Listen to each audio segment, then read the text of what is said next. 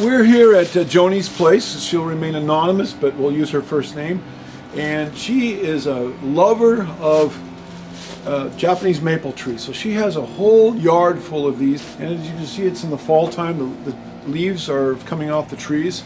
It's now the middle of November. Now, the first question that people have, and I get asked this all the time, I've been pruning Japanese maples for, I don't know, 30, 40 years. Pruned tens of thousands of them, I'm sure by now. Is when is the best time of the year to do it? Well, there really isn't. I'm doing them all year long.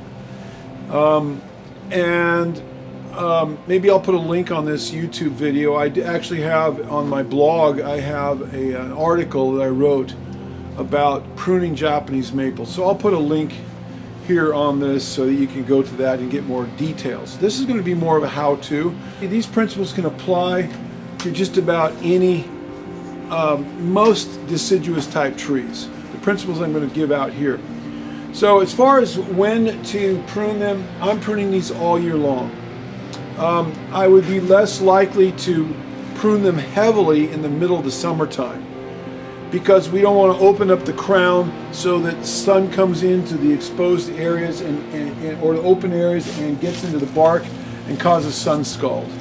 So I would be in the winter time or the summertime, if I was pruning these, I would be more careful about making sure I leave a plethora of foliage on the top so that the foliage will catch the UV rays without the UV rays going in and sunburning the leaves underneath that are more tender and not hardened off, haven't hardened off to the sun because they have the leaves above them protecting them.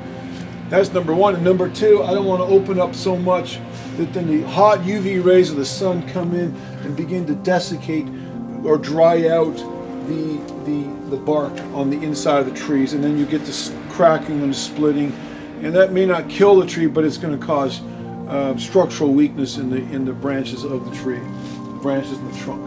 So this is the fall. As you can see, the leaves are coming off, and anyway, so the first thing I want to do is, these are my Felco pruners, and they're pretty sharp, but I always carry a little thing to sharpen them with on my belt just to make sure everything's good. There's different sharpening systems. Oh yeah, fast feels really good. And so I want to make sure they're sharp, and they are. And so in the winter time, or when the leaves are off, or during the cool time of the year, you can open these up a little bit more, and you don't have to worry about the sun, the heat of the sun coming in and desiccating them out, because the days are short, the sun is low, a lot of clouds, a lot of rain, and you're not going to hurt the tree by opening it up. So I'm going to do a little more open pruning and thinning at this time of the year than I would maybe during the summertime, or let's say late in the growing season, in late spring, early summer. Oh yes, so I'm opening it up because I know this coming spring it's just going to put out a lot of growth. Now, some Japanese maples grow faster than other Japanese maples. There's like 2,200 varieties of Japanese maples, and I don't even know what variety this is. There's a lot of different kinds. It may be a type of coral bark. I don't know. There are some coral barks around. There's a coral bark right there. This one doesn't have the reddish hue to it, so I'm not sure what variety it is. But anyway, it doesn't matter. They all more or less prune the same as far as the basic principles. So that gets me the first step. There are different shapes of Japanese maples. Acer palmatums are the main ones. And some of them, well, you have the weeping variety, the little lace leaf Japanese maples. You have some that grow more upright, like this. And we'll get to a coral bark maple in a minute. I see 3 in this yard. They're growing more vase shaped. Some will grow more spreading, more like a fountain. Some are like a vase, some are like a fountain. Some are like an umbrella or like a mushroom. Some grow kind of with rounded tops. So when approaching a tree to be pruned, whether it's a juvenile tree that needs to be structurally pruned, or whether it's a tree that needs to be, whether it's a mature tree, you want to step back and look and see what the how you would characterize the geometric shape of that tree. Is it more like, does it grow more like an umbrella or a mushroom? Does it grow more like a vase? Is it columnar? Which there really aren't, I don't know if any Japanese maples are columnar, but there are other trees that are. Does it grow pyramidally like a lot of your conifers? Does it grow like a vase? Does it grow like a fountain? Or does it grow kind of rounded, kind of a globular? So once you've decided what your geometric shape is, that's the natural shape the tree wants to grow in. It's fighting nature. If you are growing a tree upright, you want it to grow upright, and it wants to grow like an umbrella. Or if you want to grow columnar and it wants to grow like a fountain, you know, you're going to be fighting nature. The tree is going to divert or default back to how it's genetically encoded to grow. So this tree, for example, wants to grow, it wants to grow kind of like a fountain. It's not really vase shaped. It wants to grow kind of like this. So we're going to prune it that way. To prune it any other way is to go cross grain and contrary to nature. So now, as I start to prune, I see that the tree wants to grow like a fountain, and I'm going to prune it that way. So another way to look at it is which way does the tree want to grow, and which way is the energy flowing? Now, I'm not getting new agey mystical here. It may sound like it, but I'm really not. But let the tree talk to you. How does it want to grow? Well, obviously, this branch wants to grow this way. That branch wants to grow that way. This branch wants to kind of go up like that. And you have branches that are telling you which way they want to go. Now, sometimes in Japanese style pruning, we have to train branches that maybe are going the wrong direction. We have to retrain them to go in other directions. And that's a whole other discussion. I won't get into that now. But generally speaking, with the Niwaki style of pruning, the garden trees style of Japanese pruning, we want to follow the natural flow of the way the tree wants to grow. Japanese style pruning is really, there's nothing mystical about it. It's God's style of pruning. What do I mean by that? It's God's style of pruning. The Japanese or the Chinese apparently got it from the Chinese centuries ago or millennia ago, but all it was is the Orientals viewed nature. They viewed nature, and they saw how nature naturally pruned trees, or how trees grew, and over a tree that maybe was 100 years old, or 2 or 3 or 4 or 500 years old, or 1,000 years old, they would see how it naturally would structure and layer itself. Think of the trees we see along the Oregon coast. Think of the stereotypical, the Monterey pine at Big Sur that stands out there over the coast. Think of that. Most people know what that tree looks like. But there's thousands, millions of those all up and down the west coast and many coastlines. Those of us in Oregon, we can go up to the mountains. We can go up to Timberline Lodge or up on Mount Hood, or we ski or whatever, and we can see trees that are little tiny trees that may be hundreds of years old. They've been fighting the snow and the wind and the ice and the rain and they're naturally layered, and they have a real natural look. Or we can think of the stereotypical Oregon white oak, the big, 150, 200, 250-year-old oak tree, this big old oak tree that's got a trunk this big around, is standing out there in the middle of a field, and it's naturally layered. It has this beautiful symmetry to it, or in some cases asymmetry. Those are more symmetrical, but the ones along the coast, the Pinus contortus, the coast pines, or the pine trees, the white bark pines, the mountain hemlocks, and subalpine firs, and some of those that grow up in the alpine areas between the 5,000 and 6,000, 7,000 foot level up here in the Cascade Mountains. You will see more asymmetry, things that are leaning and going different directions. But we see that as being beautiful. we just have a sense of peace when we look at that. It's just, we can't explain it, but there's something just gorgeous about it. And that's all the Japanese are trying to replicate. The Japanese pruning, they may replicate some of the pine trees that grow along the coast, or they may try to replicate a tree that's a maple that's, you know, hundreds of years old. It's naturally kind of structured itself out and thinned out its branches, so now it just has main branches and it's kind of layered itself. Or they might be trying to replicate the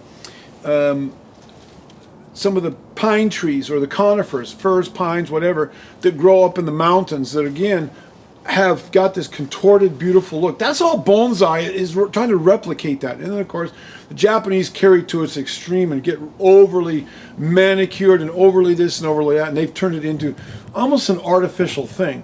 But you know, when it comes to that, but in the pruning of the garden trees, as we say, the Niwaki style, that's what we're going to do here. And again, it's just following nature, how nature naturally prunes things, and we're going to try to accomplish in a short period of time, which is what Japanese pruning is all about, accomplish in a short period of time what left untouched by the hand of man maybe will take 50 years or 100 years or 500 years to happen naturally to a tree in the wild. I hope that makes sense to folks. Okay, so that's the background. Now we're going to get into the actual pruning. I needed to give that background because this is what it's all about. And this is what's going on in my brain as I'm pruning. Now I'm going to go at it with minimal, hopefully minimal monologue, and I'm going to get in here. So first of all, I'm going to get in here and I'm just going to start cutting branches. I'm going to cut this one off because I don't want him, because this wants to go this way. I'm going to cut this here because we got a nice little terminal bud that goes out there. Cut that guy off.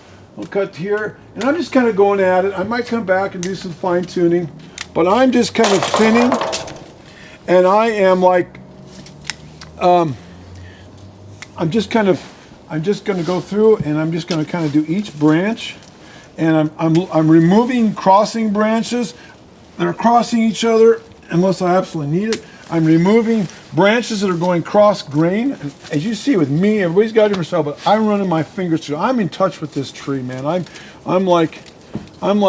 feeling it. I'm getting into it. I'm trying to get in tune with the tree. Okay, again, I'm not a mystic. I'm not into animism or that kind of thing, but I believe this tree is a living piece of artwork, and like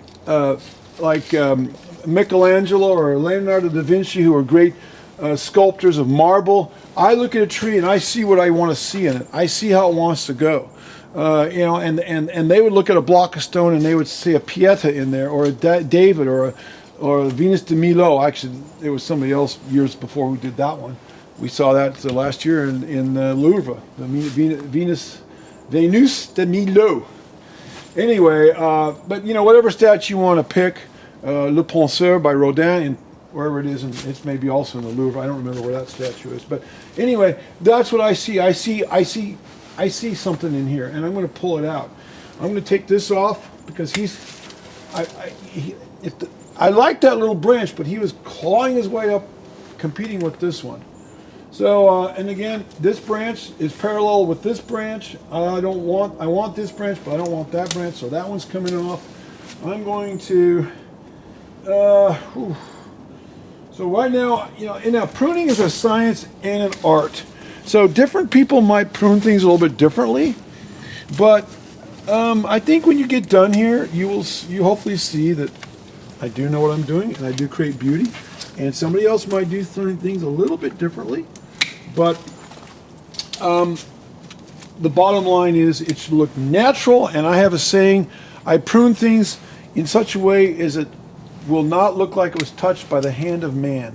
And that's my goal, is to make it look like it was not touched by the hand of man, and it looks totally natural. I'm cutting everything at a bud, and I'm cutting it at a bud or a little shoot where I want it to grow next, in the direction and the angle that I want it to grow in. Some of these leaves off of here. And so that is what I'm looking for. So on this particular tree, there's another principle I need to bring out. On most trees, you want to have a central leader, a dominant leader. I think the Japanese call that, you know, they'll have like, again, they're really into asymmetry. Asymmetry is much more interesting than symmetry in most cases, unless you have a formal Japanese or English garden or something like that. But that's kind of forced fun. That's kind of fake.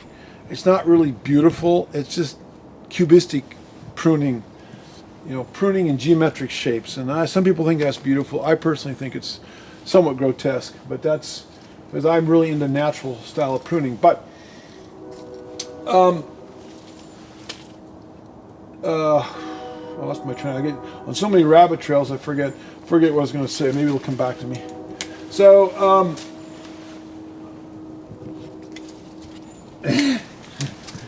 oh yeah, central leader.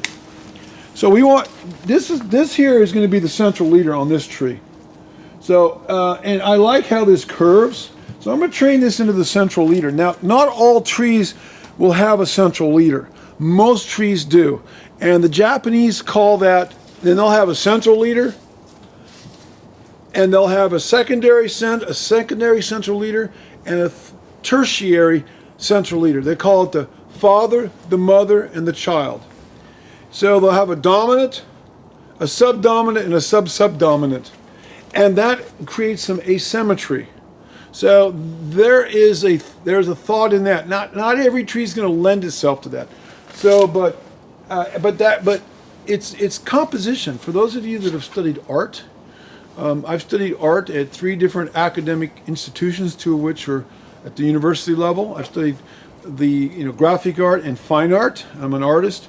So when we study composition has to do with you paint a painting or draw a drawing or arrange a flower, flower arrangement or whatever to lead the eye around, lead the eye through the picture. You do that in there's many different ways you do that.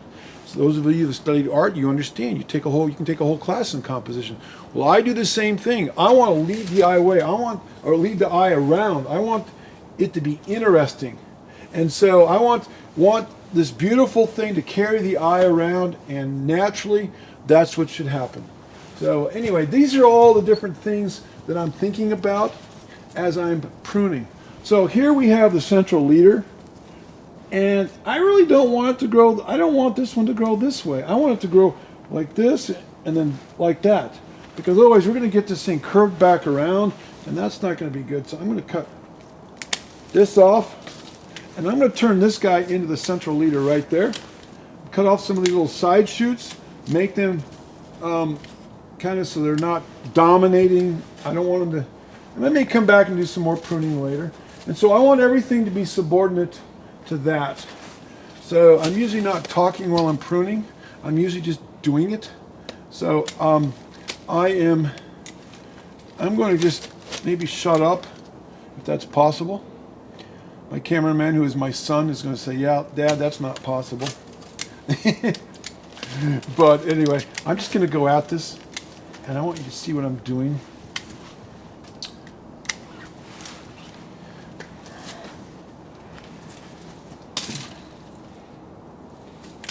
So usually when I'm pruning these, I'm pruning them so they go up and out.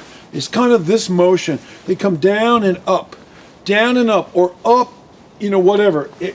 That's what we want. We want a spreading motion and down and up, or something like that.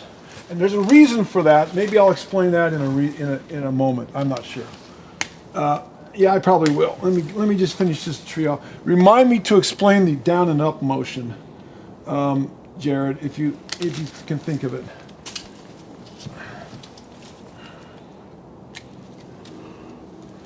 So as you can see, I'm going over some things I already cut before, because perspectives change, and as you prune, you may see something that you thought looked good before, but doesn't look good now that you prune something else somewhere else. And you say, oh, I think I need to take that branch off. And when in doubt, I always leave the branch. If I'm not sure about a branch, I leave it. I can always come back to it later. Once it's cut off, it's kind of permanent. You can't put it back on. So that's why Sometimes I'll leave branches that I'm not sure about, and I'll come back to them, and I'll decide at that point whether I want to leave them or whether maybe I want to take it off. Again, I'm cutting branches off. I really want simplicity. The Japanese are big about simplicity. There's a lot of beauty in simplicity, and we don't have to have things all cluttered, and not a lot of clutter.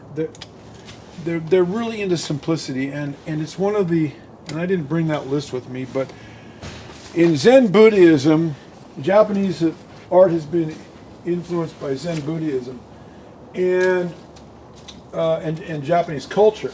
Their main religion is Shintoism, but Buddhism, especially Zen Buddhism from China, has greatly influenced them. And in Zen Buddhism, and I have the list at home, I didn't think, but there's like eight different steps, or let's say fundamental principles to what's considered art, beauty in art. One of them is harmony, one of them is simplicity, one of them is balance, asymmetry. There's like 8 of these. And they're really, really good principles. They're just basic principles, nothing mystical about it. And so that's kind of what I keep kind of some of those things in mind as I'm pruning, and over the years it's become natural to me.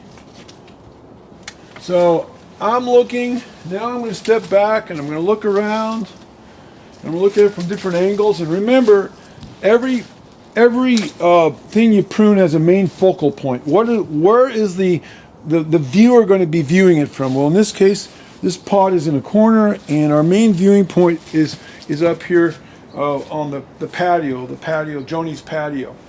And so this is the main focal point. If it's a tree that's out in a front yard or standing in the middle, then you need to walk around it from all different vantage points and make sure that you are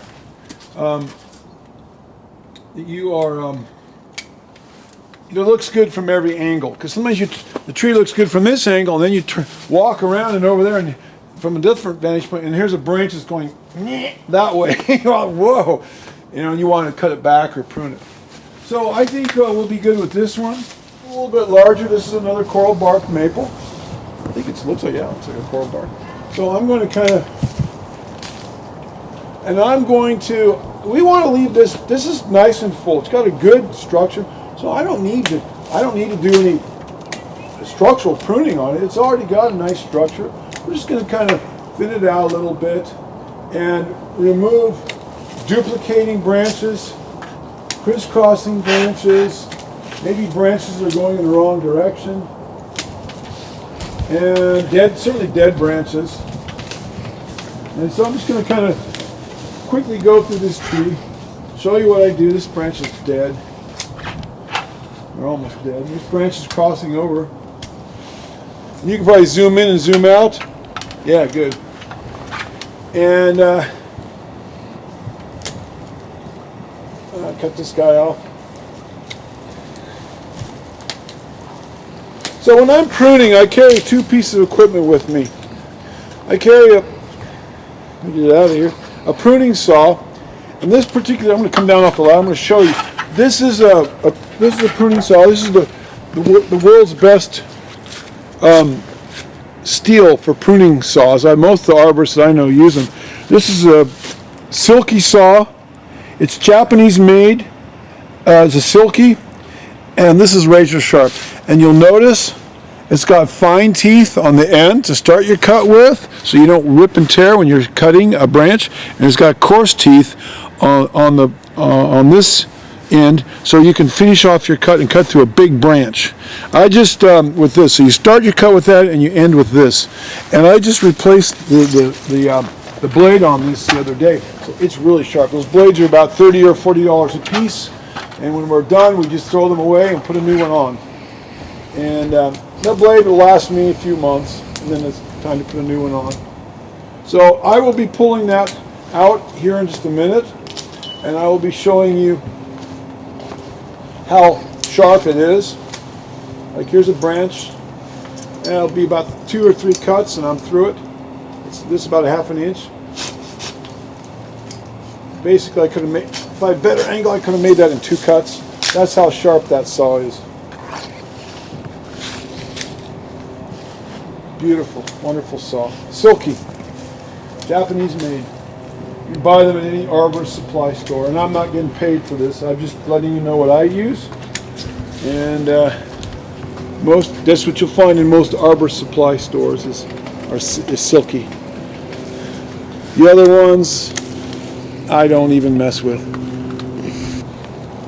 I'm removing things that grow in on themselves, or clutter or duplication. I like these Coronas. I don't use Coronas. I wouldn't waste my time with. But I like this type of Felco. This has, for people like me with really big hands, it's got the big handle, and it's got the longer handle, so I get more leverage. I can cut really big limbs with that, and that's the kind we use in our tree service. This tree's in pretty good shape. I'm not going to be doing a whole lot with it. What I'll probably do is I'm going to get what I can with the ladder and with my pruners, and then I'll step down when I get done, and I will then fine tune it from the ground with my long handled pruners. So I'm pretty much letting this one grow as tall as it wants. It's not going to get a whole lot taller than this, maybe a little bit, but not a whole lot. So I'm not really bringing it down any. I'm just kind of shaping it and removing some of the duplicating branches. And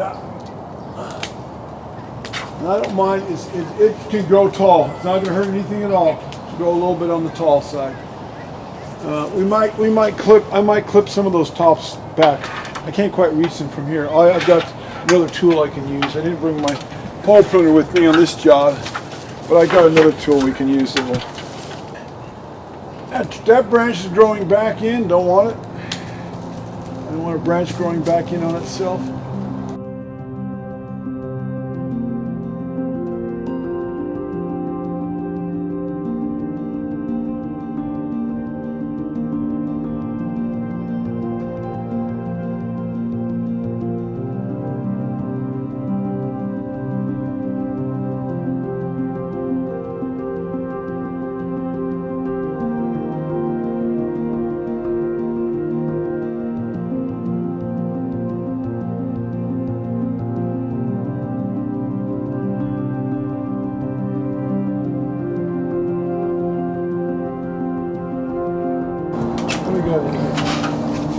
Confusion going on here.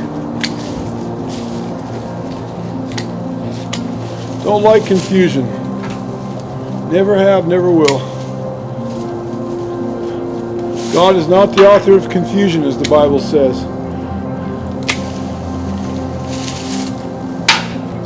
If we're going to prune like God, we need to follow His guidelines. Okay, now I'm going to come down off the ladder. I'm going to kind of look and see what we got.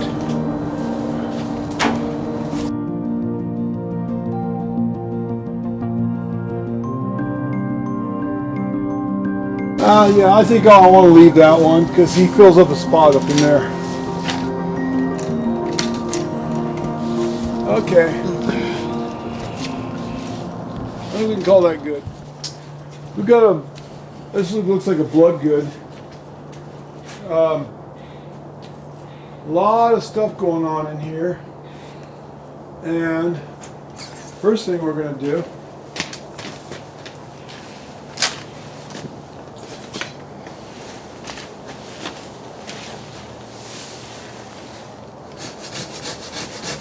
hopefully Joni's not horrified, but I do know what I'm doing. No, I'm absolutely I do know what I'm doing.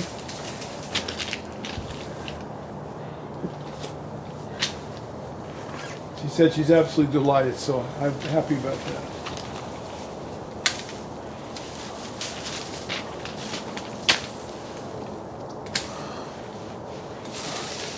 Each maple has its own character. I want to get some layering going on in here. Everything's kind of growing together. We want to get some differentiation.